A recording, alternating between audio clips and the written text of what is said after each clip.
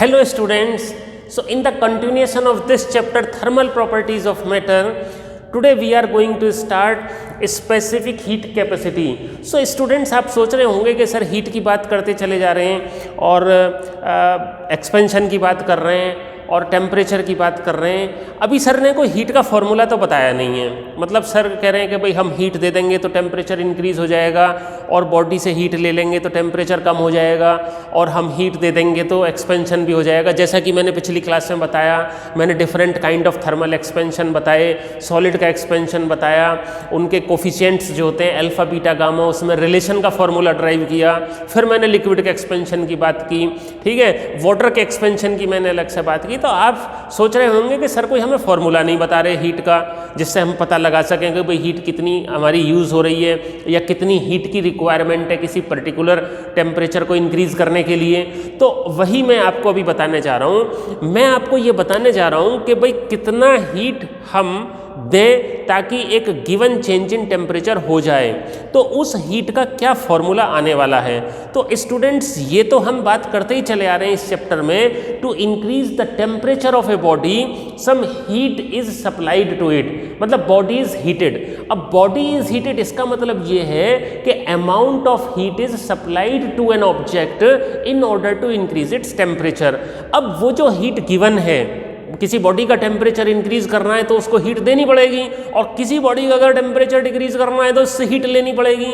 तो वो हीट का फॉर्मूला क्या है, वो किस किस पे डिपेंड करता है। तो आप देखें, मैं यहाँ पर लिख रहा हूँ amount of heat given, amount of heat given to a body to increase its temperature. किसी बॉडी का टेम्परेचर बढ़ाने के लिए जो अमाउंट ऑफ हीट होती है उसका सिंबल डेल्टा क्यू भी ले लेते हैं या कई जगह क्यू भी ले लेते हैं, कोई प्रॉब्लम वाली बात नहीं है। So delta Q is directly proportional to mass of body and increase in temperature. मतलब दो चीज़ों पे डिपेंड करती है, मतलब जितना ज़्यादा मास होगा उतना ही ज़्यादा हीट देना पड़ेगा, और जितना ज़्यादा टेम्परेचर इंक्रीज करना है उतना ही ज़्यादा हीट देना पड़ेगा। तो यहाँ पर ये बहुत इंपॉर्टेंट रिजल्ट है, amount of heat given to a body to increase its. अब वो सब्सटेंस बॉडी कैसी भी हो सकती है, सॉलिड लिक्विड गैस कैसी भी हो सकती है, मतलब किसी सब्सटेंस का टेम्परेचर इंक्रीज करने के लिए उसको जो हीट देनी होती है वो बॉडी के मास पर डिपेंड करती है और टेम्परेचर इंक्रीज पर डिपेंड करती है।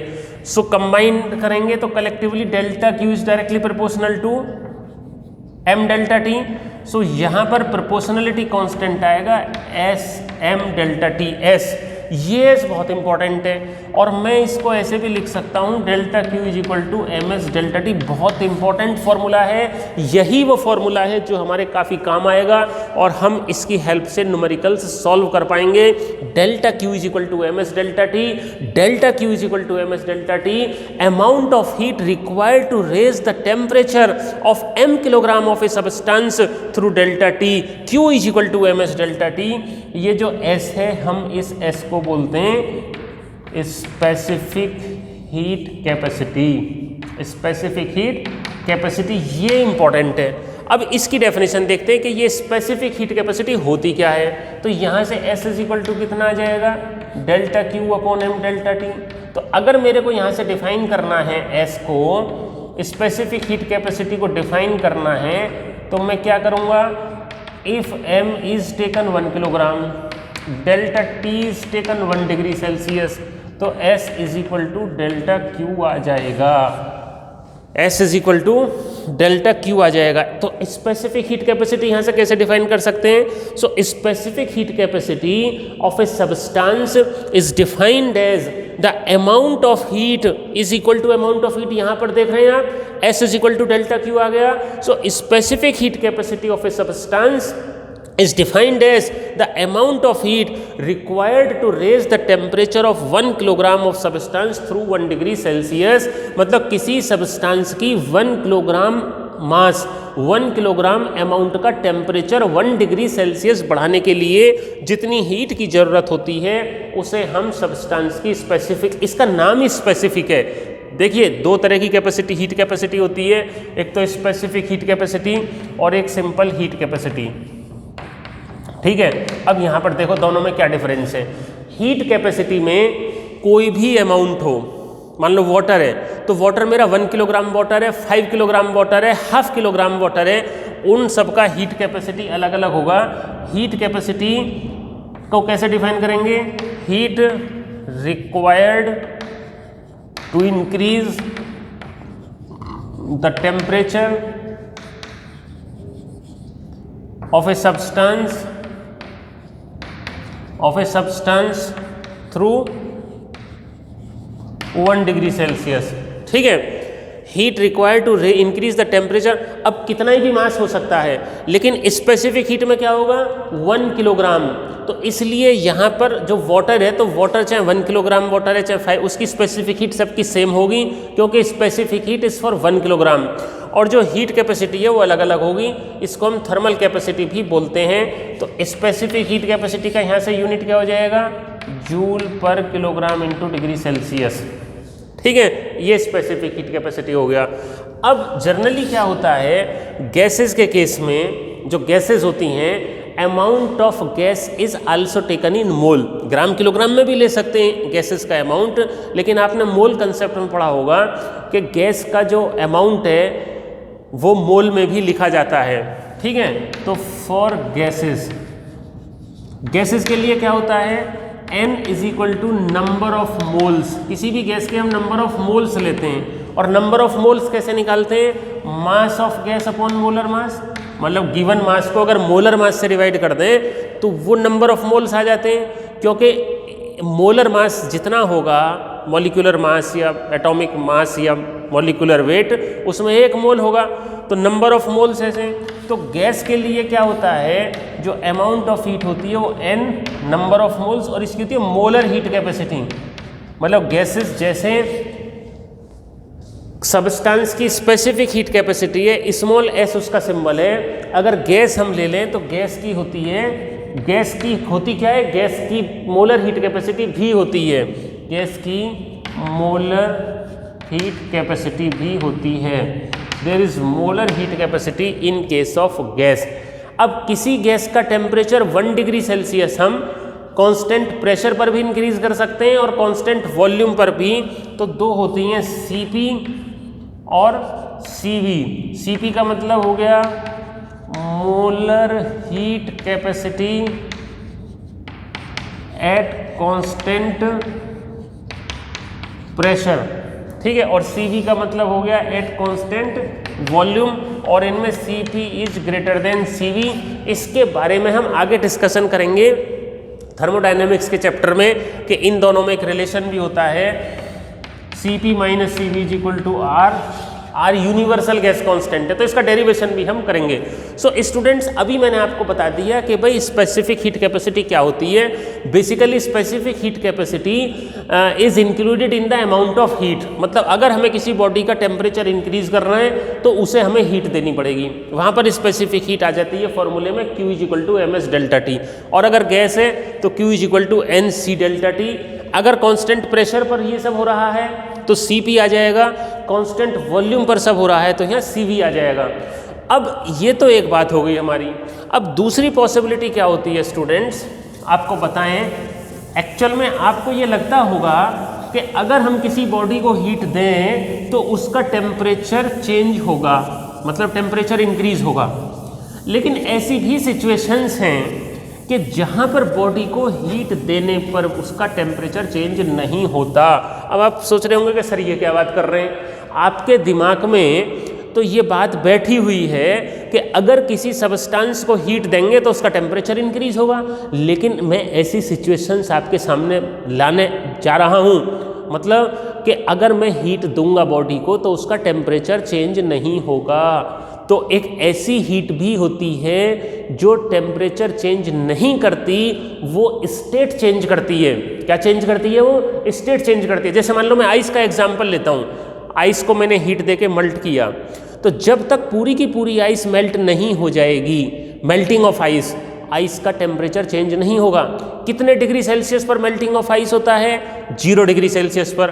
आप आइस को कंटिन्यूसली हीट देते रहो, उसका टेम्परेचर 0 डिग्री सेल्सियस ही रहेगा। वो चेंज नहीं होगा। तो ऐसी हीट जो किसी सब्सटेंस की स्टेट को चेंज करती है, टेम्परेचर को चेंज नहीं करती, उसको बोलते हैं हम लेटेंट हीट। क्या बोलते हैं उसको? लेटेंट हीट और हिडन हीट। तो यहाँ पर मैं डिस्कस करने जा रहा हूँ लेटेंट हीट। लेटेंट हीट, ठीक है। देखो, amount of heat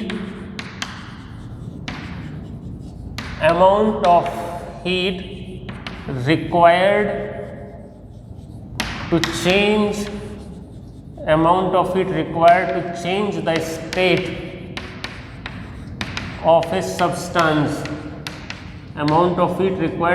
the state of a substance, delta Q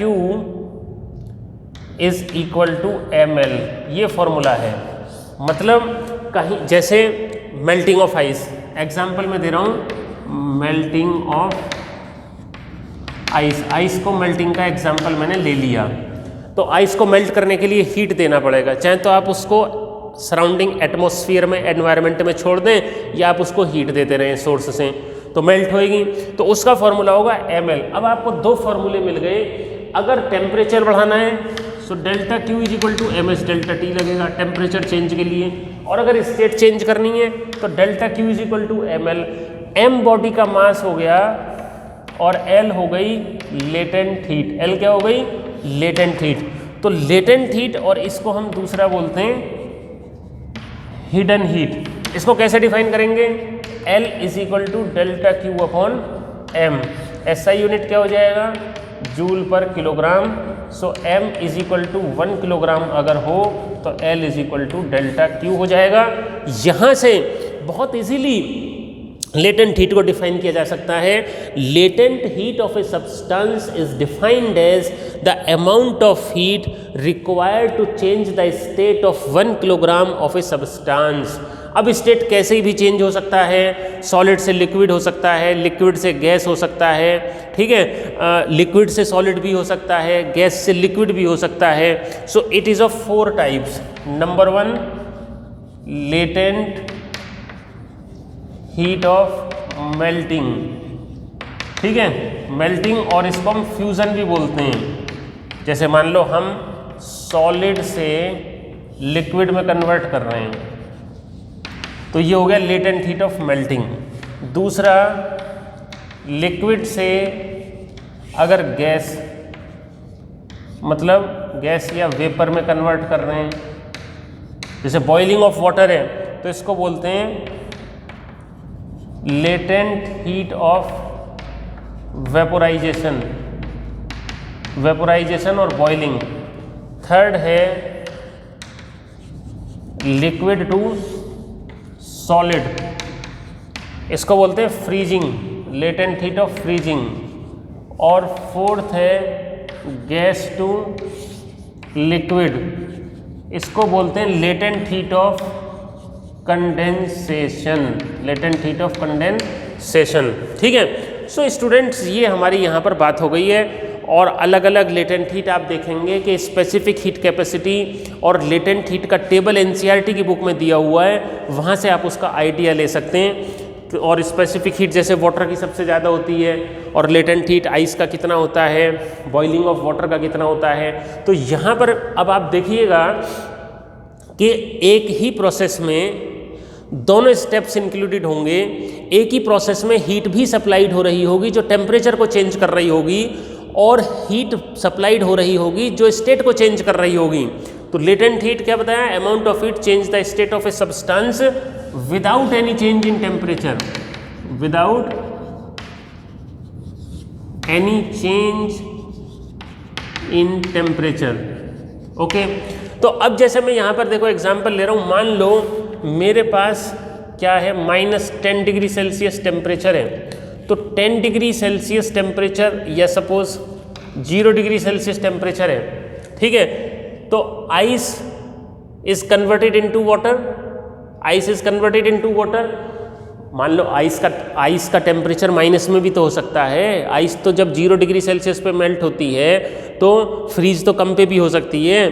तो अगर मान लो -10 डिग्री सेल्सियस का आइस मेरे पास है, तो पहले मैं -10 डिग्री सेल्सियस आइस को 0 डिग्री सेल्सियस आइस पे लेके आऊँगा, क्योंकि आइस का मेल्टिंग कहाँ होता है, आइस का मेल्टिंग होता है 0 डिग्री सेल्सियस पर। तो पहले हमें टेम्परेचर चेंज करना पड़ेगा। तो यहाँ पर -10 डिग्री सेल्सियस आइस किस में कन्वर्ट हो रहा है, 0 डिग्री सेल्सियस आइस में, टेम्परेचर 0 पे ले आए। तो यहाँ पर फॉर्मूला क्या लगेगा, Q = ms डेल्टा टी। अब आइस को मेल्ट करना है तो हीट देनी पड़ेगी, तो लेटेंट हीट आ गई। 0 degree Celsius ice is converted in 0 degree Celsius water, तो यहाँ फॉर्मूला लगेगा Q = ml। यहाँ पूरा का पूरा आइस वाटर में कन्वर्ट हो गया। अब 0 degree Celsius water is heated to 100 degree Celsius water, तो यहाँ फॉर्मूला लगेगा ms डेल्टा टी। और इसके बाद 100 degree Celsius water is converted to 100 degree Celsius steam, तो यहाँ फॉर्मूला लगेगा Q = ml।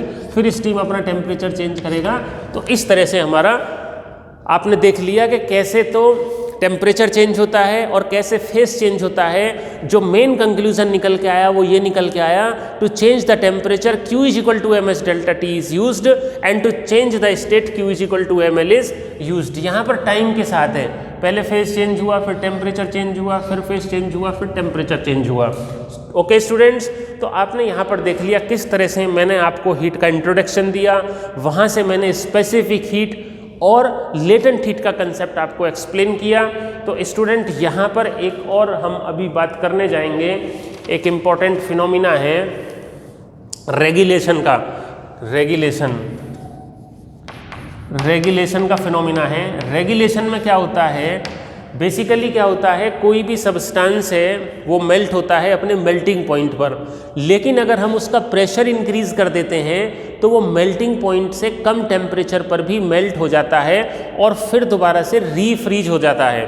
तो रीफ्रीज होना और मेल्टिंग पॉइंट से कम टेम्परेचर पर मेल्ट होना due to increase in pressure is called regulation.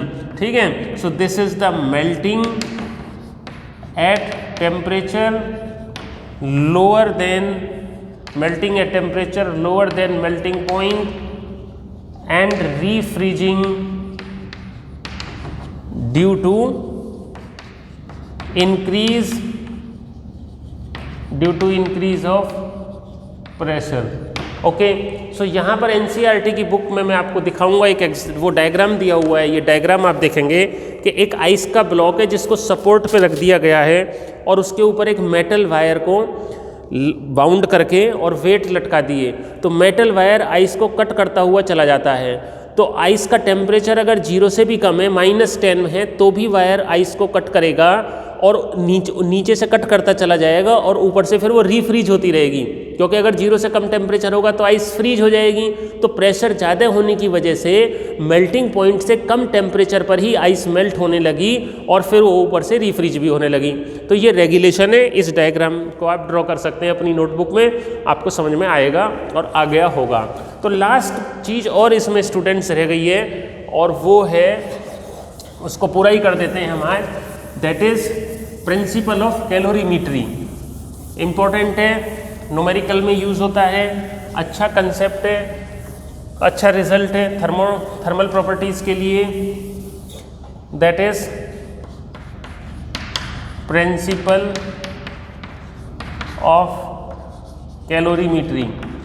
So calorimetry का प्रिंसिपल होता क्या है स्टूडेंट्स, बेसिकली हम हॉट बॉडी, देखो अगर दो बॉडी को हम कांटेक्ट में लाएं और उनमें टेम्परेचर डिफरेंस है तो क्या होता है कि हॉट बॉडी हीट लूज़ करती है और कोल्ड बॉडी हीट गेन करती है। मतलब हॉट बॉडी हीट देगी और कोल्ड बॉडी हीट ले लेगी। तो heat lost by hot body is equal to heat gained by cold body. ये प्रिंसिपल ऑफ कैलोरीमीट्री है। अब इसका यूज़ क्या है, प्रिंसिपल ऑफ कैलोरीमीट्री का यूज़ है कि जो फाइनल टेम्परेचर है वो हम निकाल सकते हैं। जैसे मान लो कोई हॉट बॉडी है, राइट, इसका टेम्परेचर ऑब्वियसली ज़्यादा होगा, मास m1 है, स्पेसिफिक हीट कैपेसिटी s1 है, टेम्परेचर T1 है। और एक कोल्ड बॉडी है, इसका मास m2, specific heat capacity s2, temperature T2। हमने इसको मिक्स कर दिया। When these two bodies are brought in contact, when these two bodies are brought in contact, then heat flows from hot body, then heat flows from hot body to cold body unless both the bodies attain the same temperature called final temperature or equilibrium temperature or resultant temperature। ठीक है, यही हमें निकालना होता है। अब इसमें ऐसा नहीं है कि मान लो जैसे 80 डिग्री सेल्सियस का वाटर है और आपने इसको 20 डिग्री सेल्सियस के वाटर के साथ मिक्स कर दिया। 80 डिग्री सेल्सियस का hot water 20 degree Celsius cold water के साथ मिक्स किया तो आप क्या कहोगे, सर टेम्परेचर हो जाएगा इसका 80 + 20/2 मतलब 50। नहीं, ऐसा नहीं होगा। ये यहाँ पर हम कोई सामान नहीं बेच रहे हैं। We are not selling the vegetable in market. Okay, physics लगेगी यहाँ पे। तो जो कैलोरीमेट्री प्रिंसिपल है उसकी मैं मैथमेटिकल इक्वेशन लिख देता हूँ। Heat lost by hot body is equal to heat gained by cold body. Heat lost by hot body is equal to heat gained by cold body. तो क्या हो गया, m1 s1 डेल्टा t1 मैंने आपको बताया ये, और m2 s2 delta t2 q is equal to ms delta t। भाई हीट देने का और हीट लेने का formula q is equal to ms delta t। तो हॉट बॉडी का टेम्परेचर कम होगा और कोल्ड बॉडी का टेम्परेचर बढ़ेगा। ये मान लो मेरा x है, तो m1 s1 initial temperature t1 था, फाइनल x है तो चेंज हो गया t1 - x। m2 s2 initial कितना था इसका, t2 था, फाइनल x हो गया, सो x - t2। इस इक्वेशन को यूज करके this mathematical equation of principle of calorimetry is used to calculate the final temperature of the mixture. So this principle is very important and help you to calculate the final temperature. So this is all about the heat. मैंने आपको heat के बारे में idea दिया, heat के फॉर्मूले बताए, specific heat को इंट्रोड्यूस किया, लेटेंट हीट को इंट्रोड्यूस किया, और मैंने प्रिंसिपल ऑफ कैलोरीमेट्री बताया। तो अब जो लास्ट पार्ट हमारा चैप्टर का अगली क्लास में चलेगा वो चलेगा ट्रांसफर ऑफ हीट। और हीट ट्रांसफर बहुत इंपॉर्टेंट पार्ट है, इसमें कई लॉज हैं हमारे, वो आपको समझने हैं। तो अगली क्लास में हम बात करेंगे। Okay, thank you and thank you so much.